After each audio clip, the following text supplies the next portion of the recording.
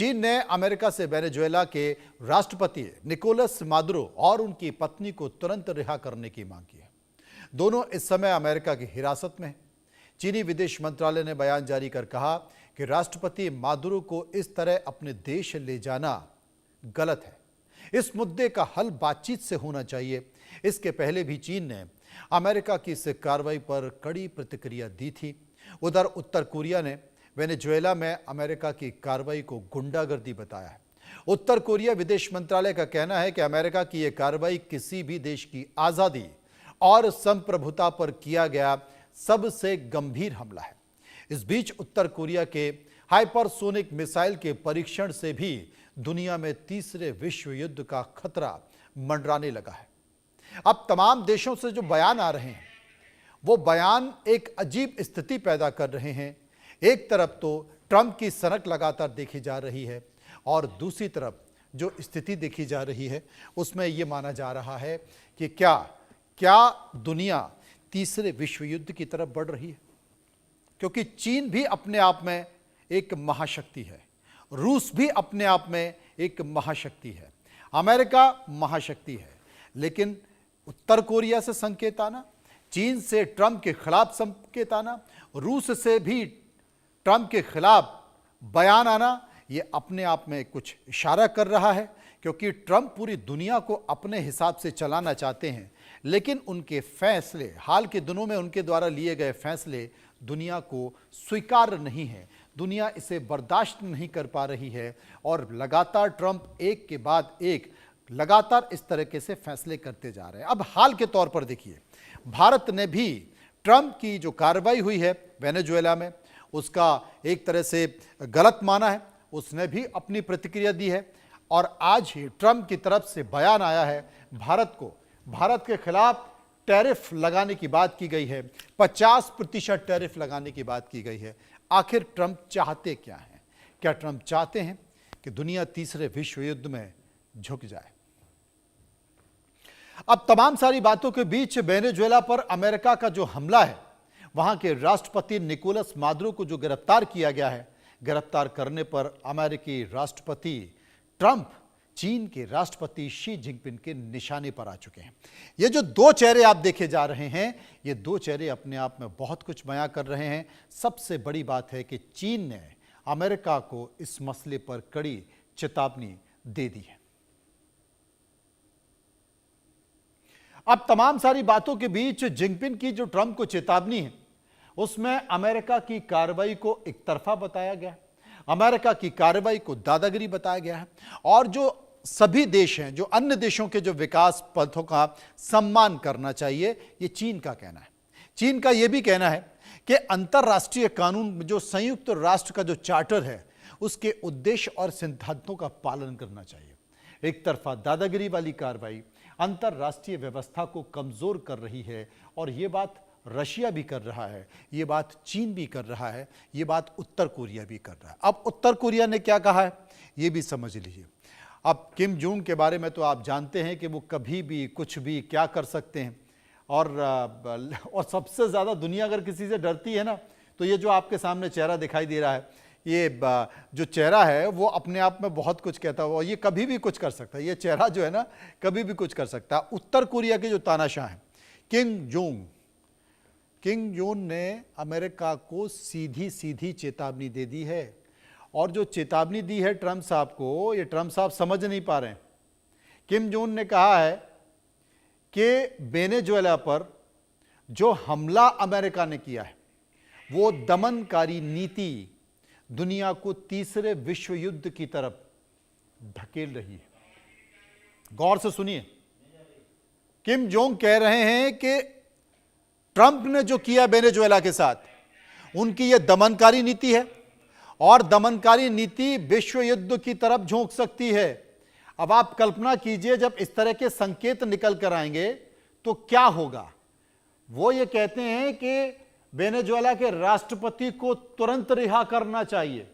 America को उत्तर Korea का ultimatum, राष्ट्रपति मादुरो को अगर नहीं छोड़ा तो इसके परिणाम विनाशकारी हो सकते हैं। अब विनाशकारी क्या होंगे? क्या जो सुपरसोनिक मिसाइल है जिसके परीक्षण किया है, जिसको किम जोंग परीक्षण कर चुके हैं, क्या वो मिसाइल अमेरिका पे छोड़ देंगे? ये तमाम तरह की स्थिति है। अब इसे हम कैसे देखें, समझने की कोशिश करते हैं। दुनिया पर तीसरे विश्व युद्ध का वाकई खतरा मंडरा रहा है। Air vice marshal retired Anil Tiwari इस वक्त मेरे साथ मौजूद हैं, डिफेंस एक्सपर्ट हैं। सुशील सिंघल साहब पूर्व राजनयिक हैं, मेरे साथ मौजूद हैं। योगेश कपूर अर्थशास्त्री हैं, मेरे साथ मौजूद होंगे। सबसे पहले मैं सिंघल साहब के पास चलूंगा, सिंघल साहब से जानने की कोशिश करूंगा। सिंघल साहब, रूस ने अपनी प्रतिक्रिया दे दी है। रूस ने कहा है कि अमेरिका जो कर रहा है वो ठीक नहीं कर रहा है। चीन ने अपनी नाराजगी व्यक्त की है। चीन ने कहा है कि भाई जो चार्टर्ड है संयुक्त राष्ट्र का, उसका पालन करिए आप, आपकी दादागिरी इस तरीके से नहीं चल पाएगी। और किम जोंग ने तो कह दिया है कि अमेरिका का ये जो निर्णय है, अमेरिका की ये जो घटना है, वो तीसरे विश्व युद्ध की तरफ दुनिया को धकेल सकती है और साफ चेतावनी दी है कि जल्दी अपनी गलती को सुधार दो, वरना परिणाम अच्छे नहीं होंगे। क्या देखें सुशील साहब, क्या वाकई ट्रंप साहब इस दुनिया को, इस विश्व को अपनी हरकतों से, अपने बयानों से तीसरे विश्व युद्ध की तरफ लेकर जा रहे हैं? देखिए, सवाल तो आपका बहुत वाजिब है कि ये सारा घटनाक्रम क्या हमारे को संकेत दे रहा है तीसरे विश्व युद्ध का। लेकिन हमें थोड़ा सा एक स्टेप पीछे लेना पड़ेगा जी। ये बात बिल्कुल सही है कि जो हुआ है वेनेजुएला में, जिस तरह के वहां के राष्ट्रपति और उनकी पत्नी को अगवा किया गया, मैं कहूंगा वर्ड अगवा यूज करूंगा, और उसको यूएसए में ले गए क्योंकि वहां उनके खिलाफ केसेस थे, वो क्लियरली इंटरनेशनल लॉ में कहीं भी उसको हम जस्टिफाई नहीं कर सकते। और इंटरनेशनल लॉ, जैसा कि हम जानते हैं, इट्स बेस्ड ऑन नॉर्म। इनकी जो नॉर्म्स हैं वो जब तक उनको जो पावरफुल कंट्री है उनको अगर रेस्पेक्ट नहीं करते हैं तो वो इंटरनेशनल लॉ वीक हो जाता है। और जो कि अब ये सिचुएशन आ गई है, क्योंकि जो पावरफुल कंट्री हो, चाहे चाइना हो चाहे अमेरिका हो, वो इंटरनेशनल लॉ को अपनी जरूरत के हिसाब से, अपनी आवश्यकता के हिसाब से उसको इस्तेमाल कर रहे हैं। आज चाइना इंटरनेशनल लॉ की दुहाई दे रहा है, लेकिन उन्होंने क्या किया है अपने आसपास के देशों में, सबको मालूम है। उन्होंने जो इंटरनेशनल कोर्ट का जो जजमेंट हुआ उसको नहीं माना, और वहां पर उन्होंने जो उनकी मर्जी आई उस हिसाब से उन्होंने कार्रवाई करके वहां कब्जा किया। तो वो उस वक्त उसको भूल गए। तो इसमें क्या हो रहा है, सब सेलेक्टिव कोटिंग इस वक्त की जा रही है, जो भी जितने भी पावरफुल ये देश हैं।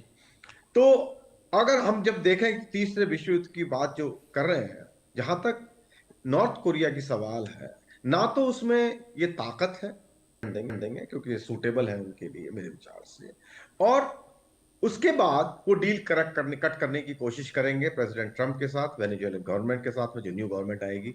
अभी जो वाइस प्रेसिडेंट है वहां की, उन्होंने अभी पहले बड़ी स्ट्रॉन्ग स्टेटमेंट दी है, लेकिन आज मैं जो देख रहा था कि उन्होंने बड़ी अलग स्टेटमेंट दी है, कहा कि हम यूएस हमारा फ्रेंड है, यूएसए के साथ हम कोऑपरेट करना चाहते हैं, जो कि भाषा ट्रंप यूज कर रहे थे, क्योंकि वो कह रहे थे कि अगर वो वेनेजुएला के गवर्नमेंट ने कोऑपरेट नहीं किया तो हम उनके लिए समस्या खड़ी हो सकती है।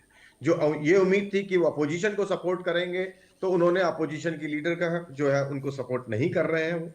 उन्होंने उनको कहा कि आपके पास में प्रॉपर सपोर्ट नहीं है, आम जनता का सपोर्ट नहीं। तो प्रेसिडेंट ट्रंप अपने कार्ड्स बड़े हिसाब से मेरे विचार से खेल रहे हैं कि वो इतने रैकलेस नहीं है जितने हमें दिख रहे हैं, और वो देख रहे हैं कि किसकी क्या रिएक्शन होगी और उसके हिसाब से वो काम करने की कोशिश कर रहे हैं। हम सबको मालूम है उनका मेन इंटरेस्ट है कि जो वेनेजुएला में ऑयल है, जो कि हम मालूम है कि वेनेजुएला के सबसे बड़ा विश्व में जितने प्रूवन रिजर्व में सबसे ज्यादा उनके पास में है। उनके पास गोल्ड है, उनके पास रेयर अर्थ है, जिस पर अमेरिका की निगाहें बहुत सालों से है। और प्रेसिडेंट ट्रंप ने जब से वो आए हैं बराबर उन्होंने साफ कहा है कि हम उसमें इंटरेस्टेड हैं। तो वो मेरे विचार से उनकी कोशिश ये रहेगी कि वहां पर अमेरिकन कंपनीज का दखलंदाज बढ़े। उन्होंने कोशिश अभी है कि ये हमारा ऑयल चोरी किया है, पता नहीं वो किस हिसाब से कह रहे हैं, लेकिन उनका जो उद्देश्य है मेरे विचार से, जो रिसोर्सेज है उस पर उनको कब्जा करना है, और बाकी देशों को भी धमकी दे रहे हैं ऑफ कोर्स, क्योंकि वो मुनरो डॉक्ट्रिन को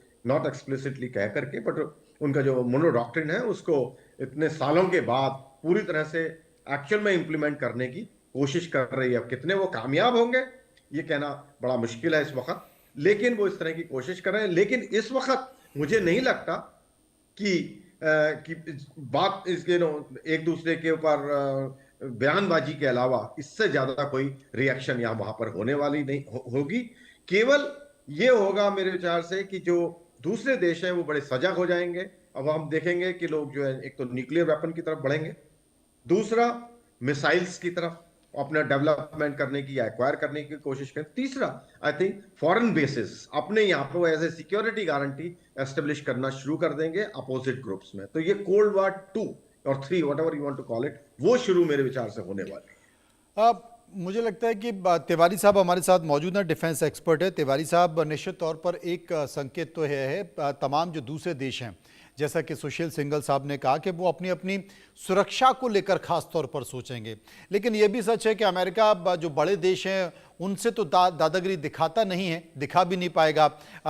चीन या फिर रशिया या भारत के साथ वो 2 कदम आगे चलता है, फिर वो कदम वापस पीछे भी खींच लेता है। लेकिन छोटे देश जहां पर अमेरिका का हित दिखता है, वो हित राजनीतिक हो, वो व्यापारिक हित हो, उनको ज़रूर वो इस तरह के संकेत भी दे रहा है। क्यूबा को भी लगातार धमकियां मिल रही हैं और ये भी माना जा रहा है कि वेनेजुएला में जो हमला किया गया उसमें क्यूबा के 32 अधिकारी मारे गए, वो एक मिशन पर वहां पर मौजूद थे और इसे लेकर वहां पर नाराजगी देखी जा रही है। लेकिन चीन ने जो कहा है कि कोई भी देश दुनिया का जज नहीं बन सकता, उसे दूसरे देशों की संप्रभुता का सम्मान करना चाहिए, उसकी एक सीमा होनी चाहिए।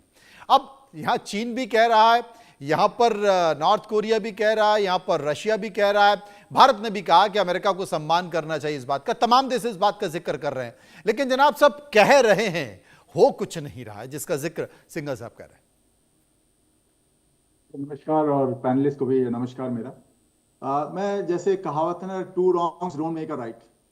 तो अगर मैं शुरू से कहूं कि वेनेजुएला का ड्रग्स जो एक्सपोर्ट करता है अमेरिका को, बहुत गलत है। There is no doubt about it, America इससे परेशान है।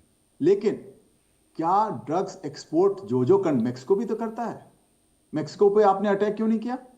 मेक्सिको तो आपके बॉर्डर के पास है, सारा ड्रग्स तो उसके थ्रू आता है, मोस्ट ऑफ दैट। तो मेक्सिको पे आपने अटैक नहीं किया। अटैक किस पे किया? वेनेजुएला पे। क्यों? पहली बात, जैसे आपने उसके खनिज पदार्थ उसके बाद बहुत है, तेल है, गैस है, गोल्ड है, कोल है, there so many minerals are there, rare earths are there.